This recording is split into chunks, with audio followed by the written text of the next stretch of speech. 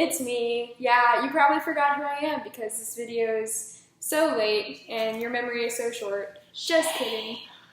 It's Emily, and this is her laptop. Fun fact. Okay, so yeah, Emily was doing, yeah. Okay, so you guys being Lauren and Emily, talked about controversial issues or what your thoughts on controversial issues are. And it's a cop-out, I know! This is my video. And ask me to be here. True. Fact. I wanted your support to motivate me to do this. So I wanted to talk to you guys about everything going on with the refugee ban.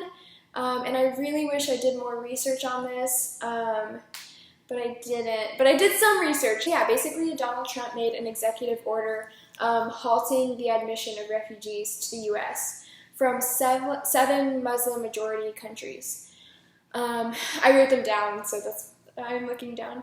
But yeah, so he banned them from Syria, Iraq, Somalia, Iran, Sudan, Yemen, and Libya. So yeah, he banned all refugees for 120 days, 7 Muslim countries for 90 days, and an indefinite halt to admission of refugees from Syria. So he did a preliminary injunction, which is kind of like a temporary ban. So I think, again, I'm sorry, I wish I did more research, but I think we're waiting to get it approved. So basically it's just like a temporary ban, kind of. It's kind of like another way to put it, but do more research. Don't take my word for it, but do more research about it. I really encourage you to do that. Yeah, so basically Donald Trump said that he did this for the protection of the nation from foreign terrorist entry into the U.S. He said, I hereby proclaim that the entry of nationals of Syria as refugees is detrimental to the interests of the U.S., and thus suspend any such entry. And he said, I'm establishing new measures to keep radical Islamic terrorists out of the U.S., and he said that he wants to ensure that we are not admitting into our country the very threats our soldiers are fighting for overseas. So that makes sense, and that sounds really good. And I think I understand where he's coming from.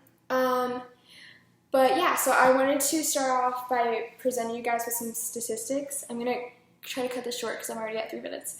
So basically, the CNN Politics says that 0 refugees from countries included in the president's travel ban have killed anyone in terrorist attacks on American soil.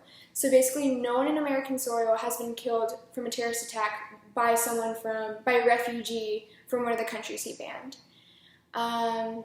Yeah, basically 9 people in the U.S. since 9/11 have been killed a year by Muslim extremists. 12,843 are killed by guns in the U.S. a year. 37,000 are killed by traffic a year.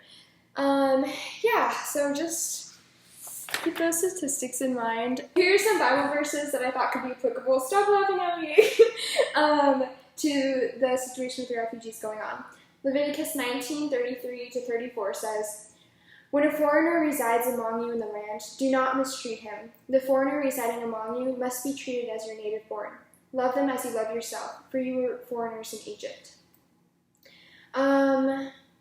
Yeah, and some other verses that you guys can look up on your own is Leviticus 19:9-10, Deuteronomy 10:18-19, Ezekiel 16:49, and Exodus 23:9. And there are a lot more on this website, but I just encourage you guys to look it up on your own, and I can probably include it in the description.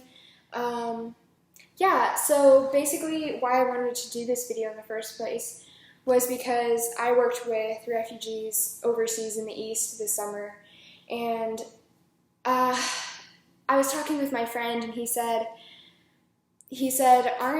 was genuinely asking, he said, aren't all Muslims terrorists though?